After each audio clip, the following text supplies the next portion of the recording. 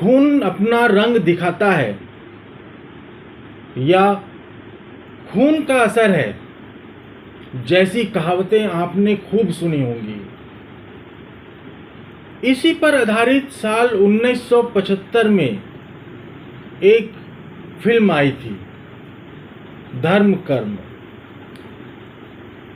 राज कपूर अभिनीत फिल्म का कथानक यह है कि शंकर, जो कि एक गुंडा रहता है, वह अपने बच्चे को प्रसिद्ध मंच कलाकार अशोक कुमार के बच्चे से बदल देता है। दोनों के बच्चों की अलग अलग परवरिश होती है, अलग अलग तरह के संस्कार सिखाए जाते हैं, लेकिन जब बच्चे बड़े होते हैं तो जो गुंडे का बेटा होता है वो गुंडा बनता है और कलाकार का बेटा कलाकार बनता है। अक्सर ऐसा फिल्मों में ही देखने को मिलता है, मगर कहते हैं कि फिल्में हमारे समाज का ही तो आईना है, यानी जो कुछ भी फिल्म में दिखाया जाता है वो हमारे इर्द गिर्द होने वाले किसी घटना से ही तो उठाया जाता है। ओडिशा की एक महिला ने सड़क पर अनाथ पड़ी 3 दिन की बच्ची को उठाया, मां बनकर उसे बड़े नाजों से पाला, उसके पूरे नखरे उठाए, उसे एक अच्छी और बड़ी स्कूल में उसका दाखिला कराया। लेकिन जब वह बच्ची 13 साल की हुई तो उस बच्ची ने अपनी मां के साथ जो कुछ किया उसे जानकर आपकी भी रूह कांप जाएगी। तो आदाब, नमस्कार, सत श्री अकाल। मैं हूं आपके साथ सचिन खुदशाह। आज की जो सच्ची कहानी मैं आपको सुनाने जा रहा हूं वो कहानी ओडिशा की है। ओडिशा के भुवनेश्वर में एक महिला ने सड़क किनारे पड़ी एक 3 दिन की नवजात बच्ची को गोद लिया। वो बच्ची उस महिला को सड़क किनारे पड़ी हुई मिली थी, लावारिस हालत में। उस वक्त बच्ची की उम्र महज 3 दिन की थी। उस महिला ने बच्ची को न सिर्फ गोद लिया बल्कि उसकी जिंदगी संवारने के लिए वो दिन रात मेहनत कर रही थी। वह उसे बड़े ही नाजों से पाल रही थी, लेकिन वही बच्ची उसकी मौत का कारण बन जाएगी, उस महिला की मौत का कारण बन जाएगी जो महिला उसे सड़क किनारे से उठाकर लेकर आई थी। यह शायद खुद उस महिला ने भी कभी नहीं सोचा होगा।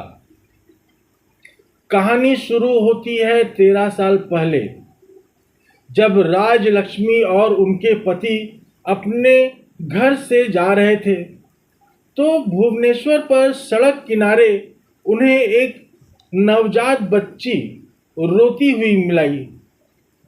बच्ची का रोना देख दंपति का दिल पसीज गया। चूंकि दंपति को कोई संतान नहीं थी, इसलिए उन्होंने उस बच्ची को गोद ले लिया। बच्ची किसकी है कुछ पता नहीं चला, तो दंपति ने उसे अपनी बच्ची मानकर उसका पालन पोषण करने लगे।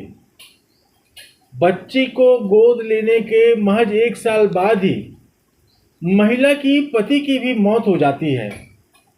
अब महिला अकेले ही बच्ची को बेहतर भविष्य देने परवरिश कर रही थी। लेकिन कहते हैं ना कि पूत के पांव पालने में ही नजर आ जाते हैं। उस बच्ची का व्यवहार शुरू से ही बेतुका रहा। उटपटांग कपड़े पहनने के साथ ही उसकी जो संगत थी वह भी अच्छे लोगों के साथ नहीं रहा करती थी। उसका मन पढ़ाई में बिल्कुल भी नहीं लगता था। लेकिन जैसे तैसे जिंदगी आगे बढ़ रही थी। महिला को उम्मीद थी कि बच्ची एक दिन अच्छी बेटी जरूर बन जाएगी।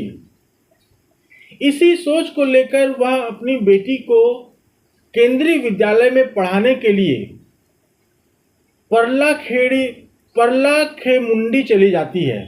यह एक जगह है जहां उसका दाखिला उन्होंने कराया और शहर में एक किराए का घर ले लिया। जब लड़की बड़ी हुई, उसका एक मंदिर के पुजारी गणेश रथ 21 साल और उसके दोस्त दिनेश साहू 20 साल के साथ उसके शारीरिक संबंध स्थापित हो जाते हैं, जो उस लड़की से उम्र में काफी बड़े थे। राजलक्ष्मी को इस रिश्ते का पता चलता है और वह इस पर आपत्ति जताती हैं। मां के आपत्ति जताने के कारण मां और बेटी के बीच में तीखा विवाद शुरू हो जाता है। आए दिन घर में लड़ाई झगड़ा होने लगता है। उसका पुरुष मित्र गणेश रथ ने कथित तौर पर लड़की को हत्या करने के लिए उकसाया।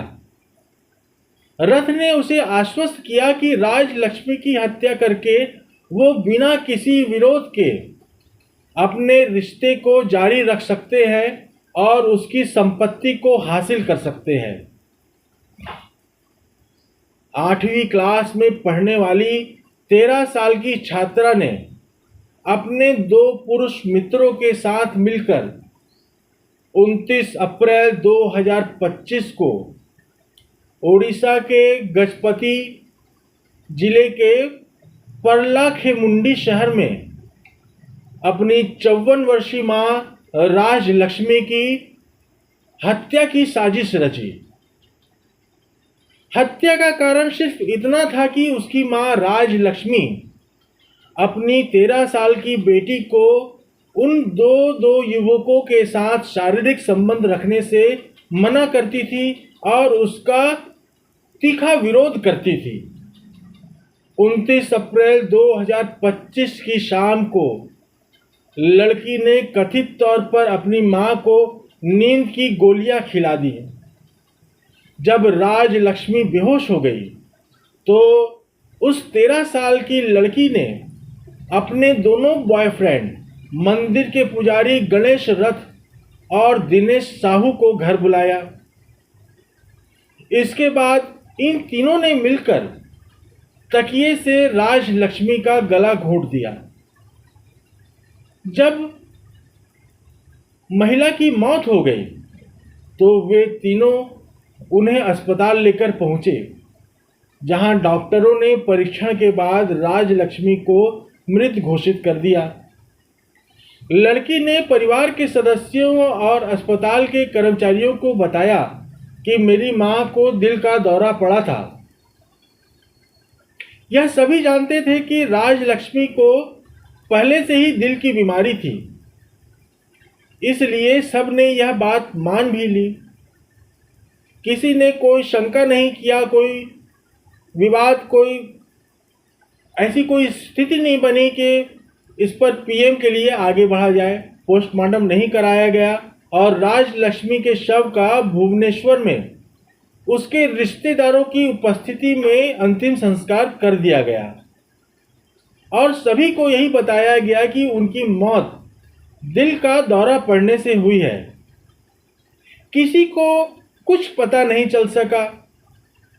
2 हफ्ते के बाद राजलक्ष्मी का भाई शिवा प्रसाद मिश्रा को लड़की का मोबाइल फोन मिला, जो भुवनेश्वर में छूट गया था। जब उस मोबाइल की जांच की गई तो इंस्टाग्राम पर लड़की के 2 युवकों से हुई बातचीत और बातचीत में हत्या का खुलासा हुआ और पूरा मर्डर का प्लान सामने आ गया। इंस्टाग्राम के चैट में लड़की ने युवकों से राजलक्ष्मी की हत्या करने और उसके सोने के गहने, नकदी हड़पने की बातें की थी। ये पता चलते ही मिश्रा ने 14 मई 25 को परलाखेमुंडी पुलिस स्टेशन में शिकायत दर्ज कराई। इसके बाद हत्या में शामिल तीनों आरोपियों, वह किशोरी लड़की, मंदिर का पुजारी गणेश रथ 21 साल और उसका दोस्त दिनेश साहू 20 साल को गिरफ्तार कर लिया गया, जो दोनों उसी शहर के रहने वाले हैं। अब पुलिस ने लड़की से पूछताछ करना शुरू किया। पुलिस ने पूछा कि तुमने अपनी माँ की हत्या क्यों की?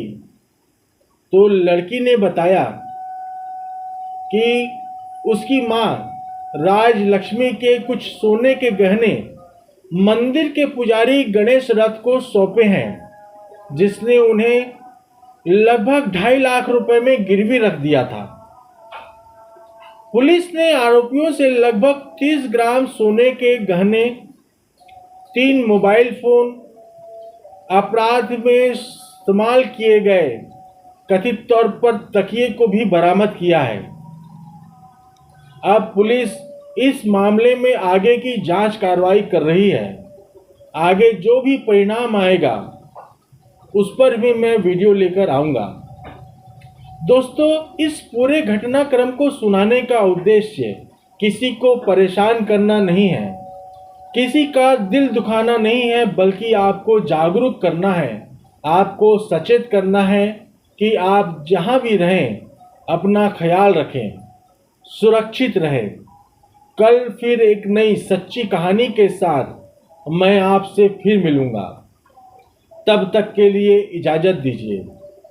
जय हिंद, जय भारत।